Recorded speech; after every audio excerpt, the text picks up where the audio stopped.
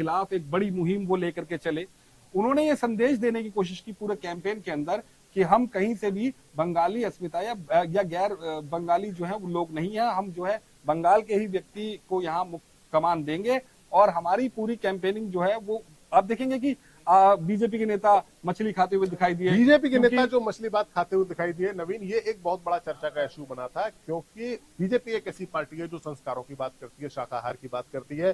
देश के कई राज्यों में ऐसी जगह पर है जहां पर कई जगह पर या कोई त्योहार आता है तो वहां पर मीट की बिक्री को बंद कर दिया जाता है। तो एक मैसेज दिया गया कि पश्चिम बंगाल के लोगों के लिए मच्छी भात उनका बड़ा प्रिय भोजन है। एक तरीके से एक कैंपेन चलाई गई या एक मैसेज दिया गया कि अगर बीजेपी सत्ता में आ जाएगी तो वो मच्छी भात को बैन कर सकती है। टीएमसी ने ये मैसेज देने की तरफ से मैसेज देने की कोशिश की, लेकिन इसके बाद इसको काटने के लिए बीजेपी की तरफ से एक पूरी कैंपेन चलाई गई। अनुराग ठाकुर गए, उनका एक वीडियो आया था जिसमें वो मच्छी भात बड़े स्वाद के साथ खा रहे हैं। लोगों ने उन्हें क्रिटिसाइज भी किया, ट्रोल भी किया गया कि आप कहां ऐसी बात करते हैं, लेकिन इसके पीछे छुपी हुई मंशा थी, छुपी हुई रणनीति थी, वो बड़ी शार्प थी। वो ये रणनीति थी बंगाल के वोटर को एक मैसेज देना कि भाई हम आ जाएंगे तो आपके मच्छी भात पर कोई सवाल खड़ा नहीं करेंगे, हमको भी वो प्रिय है, आपके खान पान और रहन सहन, आपकी संस्कृति, इसके हम समर्थक हैं और हम इसके साथ को साथ लेकर ही चलेंगे। अमित शाह ने भी एक मैसेज दिया। अमित शाह ने भी एक मैसेज दिया। अमित शाह ने स्पष्ट कहा कि बीजेपी जो है बंगाल के अंदर बांग्ला बोलने वाले व्यक्ति को ही मुख्यमंत्री बनाएगी। बंगाल में बांग्ला बोलने वाला मुख्यमंत्री, आप देखेंगे कि बंगाल में जब बीजेपी का उभार हुआ तो उसमें दिलीप घोष एक बड़े नेता रहे। उन्होंने बीजेपी को वहां खड़ा करने में बहुत ज्यादा जो है योगदान दिया।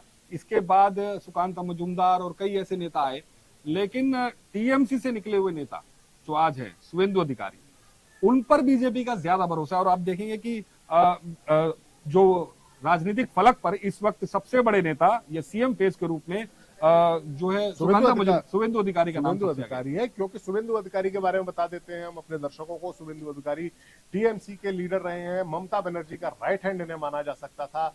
एक वक्त था जब कहा जाता था कि ममता सबसे ज्यादा भरोसा शुवेंदु अधिकारी पर करती है, लेकिन पिछले चुनाव में ही शुवेंदु अधिकारी ममता का साथ छोड़कर बीजेपी में शामिल हुए।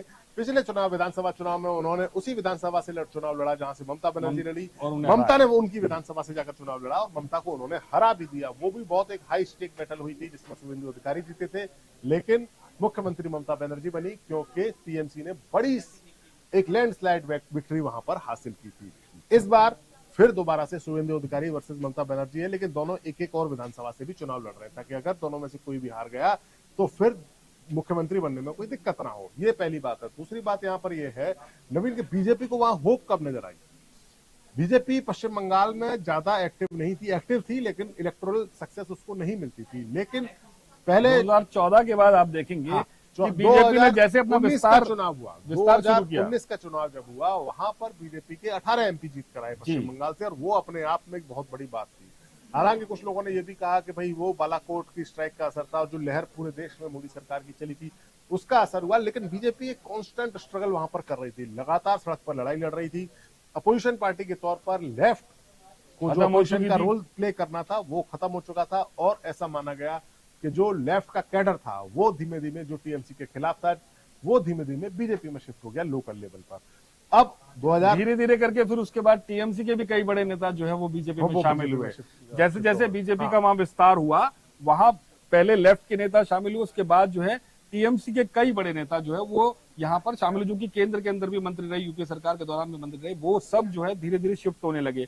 और उसमें बड़ा जो फैक्टर था वो जो है शुवेंदु अधिकारी का रहा। शुवेंदु अधिकारी जमीनी नेता उस पूरी बेल्ट के अंदर माने जाते हैं, और उसके बाद उनका असर जो है वो कई विधानसभा क्षेत्रों में माना जाता है। जैसे ही बीजेपी के अंदर शुवेंदु अधिकारी आए, बीजेपी की ताकत वहां बहुत ज्यादा बढ़ गई।